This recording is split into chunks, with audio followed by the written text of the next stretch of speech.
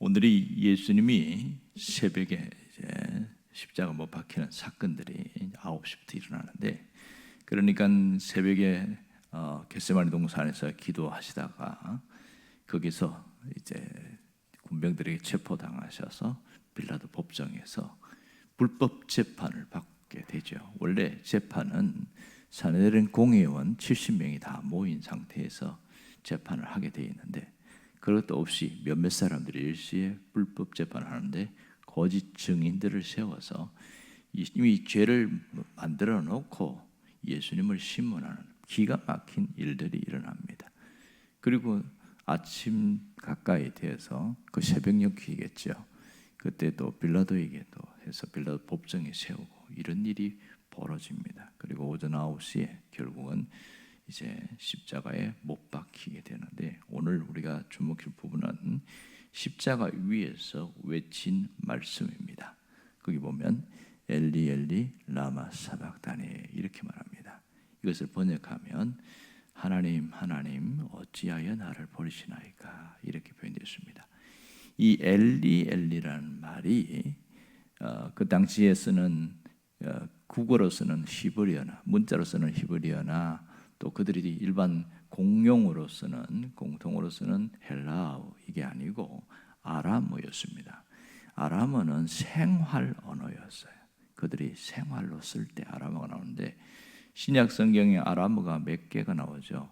달리다굼 이것도 아람어고 엘리 엘리 이것도 아람어입니다. 오늘 십자가 위에서 아람어로 이렇게 말씀을 하시는데, 문제는 뒤에 어찌하여 나를 버리시나이까 하는 부분입니다. 자, 어찌하여 나를 버리시나이까? 왜 십자가에서 그 절망스럽고 고통당하는 그 자리에서 왜 이런 말씀을 하시는가 하는 겁니다. 너무 힘들고 어려워서 그렇게 말할 수도 있습니다만은, 액면 그대로 보면 너무 고통스러워서 그런 것 같다. 또 신학적인 표현을 빌리자면 하나님에게서조차 버림받았기 때문에 당하는 고통이다 이렇게 말합니다. 그렇다면 이게 더 충격적으로 와닿을 수밖에 없는 게요, 하나님께 버림받은 사람, 어떤 사람이 비판적으로 그런 얘기하더라고요. 그렇게 하나님께 버림받은 사람이 어떻게 구원자가 될 수 있느냐 이런 질문을 합니다. 그러니까 버림받은 자가 구원자가 된다는 게 앞뒤가 맞지 않다 이런 요지가 되는 것이죠.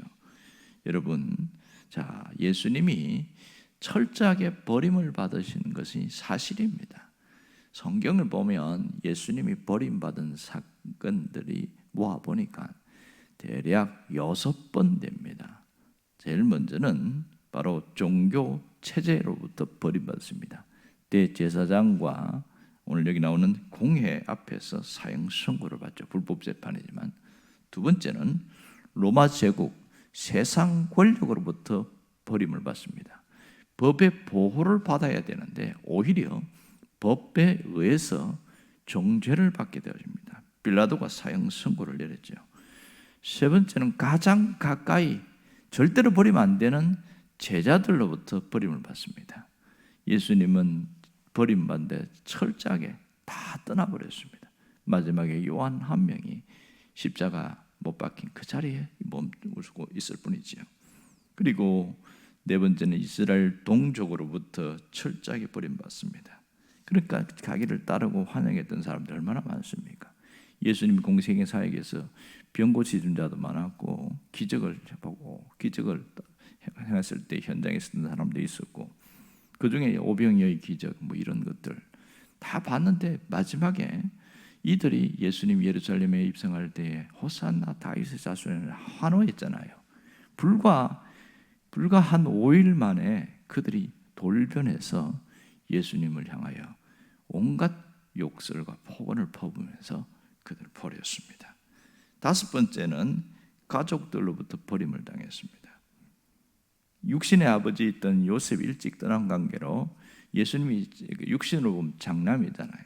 그러니까 4명의 남동생과 2명의 여동생이 있었는데 그들을 다 부양하는 일을 했단 말이에요. 그런데 공생의 사역을 시작하자마자 이 가족들이 버렸어요. 말도 안 된다. 이해가 안 된다. 그러니까 예수님 동생 중에 야고보라는 사람이 있는데 이 야고보가 아니 어떻게 형이 갑자기 구원자가 될 수 있냐 그렇게 됐던 거죠. 그런데 이제 야고보가 언제 회심을 하냐면 예수님 십자가에 죽으시고 부활하신 그 장면에서 그때 야고보가 다시 봅니다. 그리고 성령이 강림했을 때에 야고보는 바뀌기 시작합니다. 그래서 야고보는 초대교회의 가장 수장으로서 있게 되어집니다. 그런 일들이 사도행전에 있게 되죠. 그 전까지 예수님이 이 십자가에서는 철저하게 버림을 당하는 모습을 봅니다. 마지막으로 하나님으로부터 버림을 받습니다. 십자가의 고통스러움은 하나님도 외면하시는 버림받음이기 때문에 그렇습니다. 자, 그러면 왜 예수님이 이렇게 버림을 받아야 하는가 하는 것이죠. 자, 이것은 우리 죄를 지고 십자가에 달리신 것에 대해서는 변함이 없는 사실인데 엘리 엘리 라마 사박다니 이 말을 안 해도 버림받은 것은 변함이 없는 사실이거든요. 근데 굳이 이런 표현을 하는 이유가 뭐냐는 거예요. 마태와 마가만 유일하게 이 표현을 썼어요. 마태와 마가가 이 버림받음에 대한 얘기를 합니다. 그러니까 조금 더 부연 설명하자면 십자가 위에서 7마디 한 것을 가상칠언 이렇게 표현하는데 마태와 마가는 동일하게 이 아람어 엘리 엘리 라마 사박탄에서 기록했고 또 누가가 3마디의 말씀을 기록했고 요한이 3마디의 말씀을 기록해서 총 7마디의 말씀을 했다 이런 걸 합니다.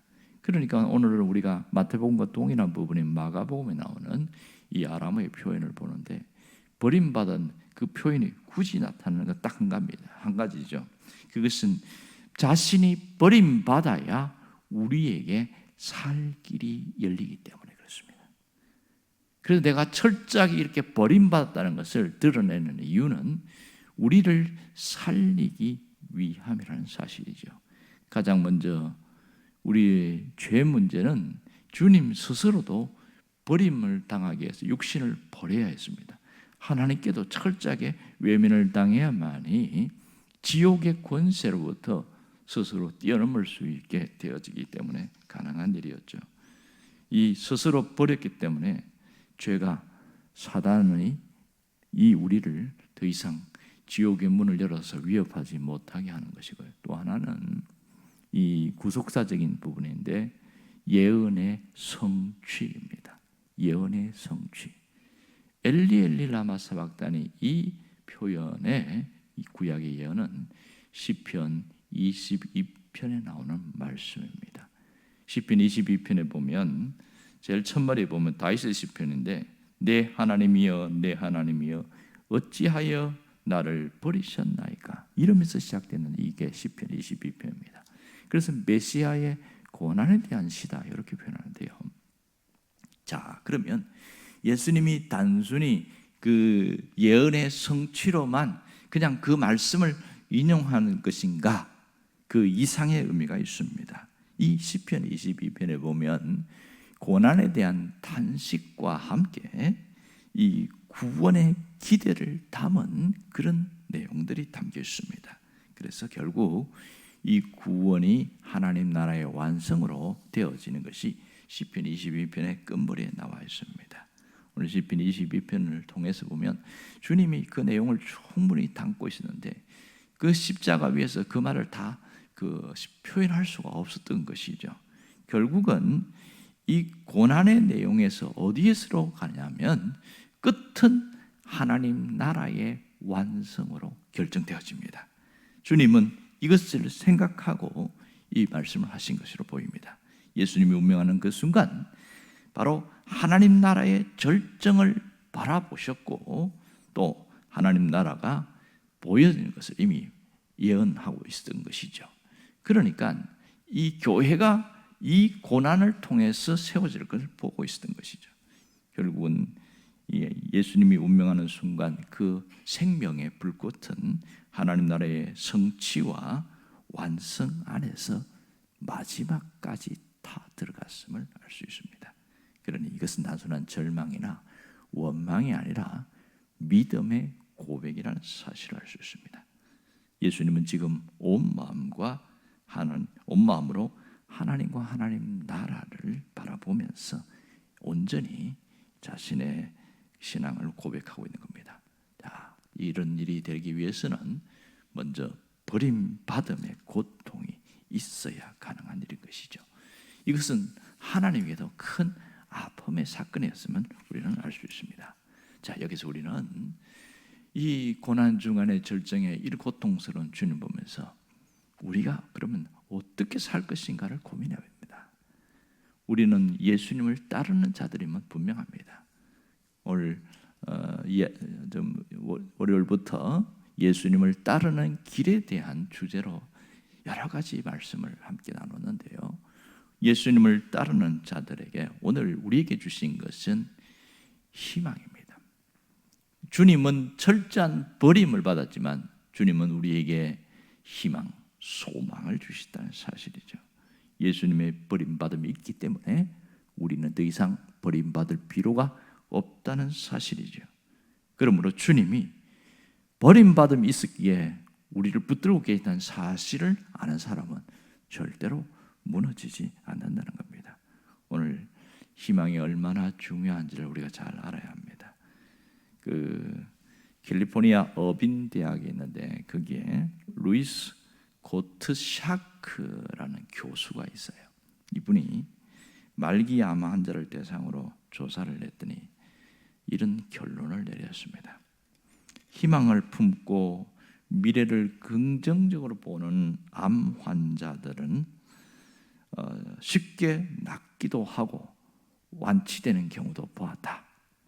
그런데 암에 걸렸는데 희망을 품지 못하고 미래를 부정적으로 보는 사람은 쉽게 낫지도 않을 뿐 아니라 자신의 생명보다 일찍 죽었다. 이렇게 결론을 내렸습니다. 도대체 희망이 무엇이길래 이런 일이 일어나는가? 이분의 이제 질문이었어요. 그런 어떤 결과를 가지고 질문을 던지고 끝을 냈는데 또 이 희망이 무엇이길래 질병을 치료할 수 있는가? 이런 것이 상당히 그 학계에서 퍼지기 시작했습니다. 하버드 대학 의과대학에서 이것을 연구한 사람이 있는데요. 이름이 특이합니다. 이 교수가 누구냐면 스리니바산 필레이라는 교수입니다. 이분이 무슨 책을 썼냐면 타이틀은 두려움인데 밑에 부제가 있습니다. 두려움, 행복을 방해하는 뇌의 나쁜 습관, 이런 책으로 우리나라에 번역이 되었는데요. 그 책에 보면 이렇게 나옵니다. 우리가 희망을 품으면 뇌는 희망을 맞이할 길을 준비한다. 이렇게 말합니다. 우리의 뇌는 어떤 것이 가능하다고 믿으면 희망이 없을 때와 전혀 달리 다른 방향으로 모든 것을 바꿔놓는다. 우리의 신체, 우리의 기관, 모든 것을 희망의 회로로 바꾼다.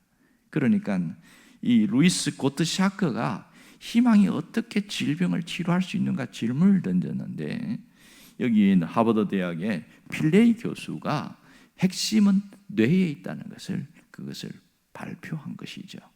뇌에 있다. 뇌가 어떤 전달을 하느냐에 따라서 몸이 바뀐다는 겁니다.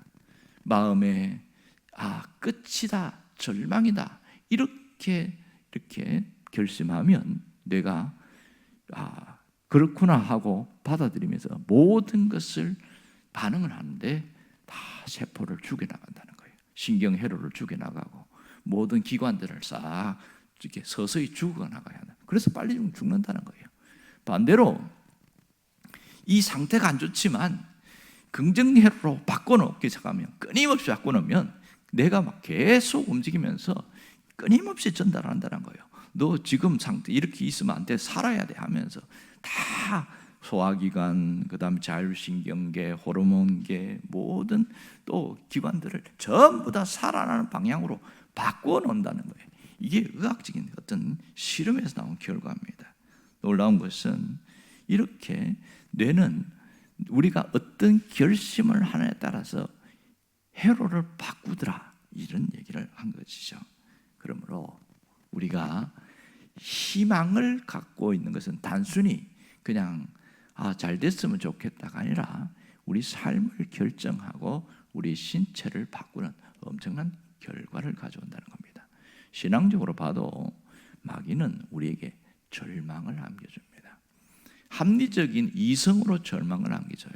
현실을 직시하라고 하면서 너의 상황과 환경을 보면 너에게 무슨 희망이 있겠냐, 그냥 그러다가 죽어라, 이게 마귀의 우리에게 심어주는 그런 메시지입니다. 하지만 하나님은 그럼에도 불구하고 우리에게는 희망이 있다, 이런 얘기합니다.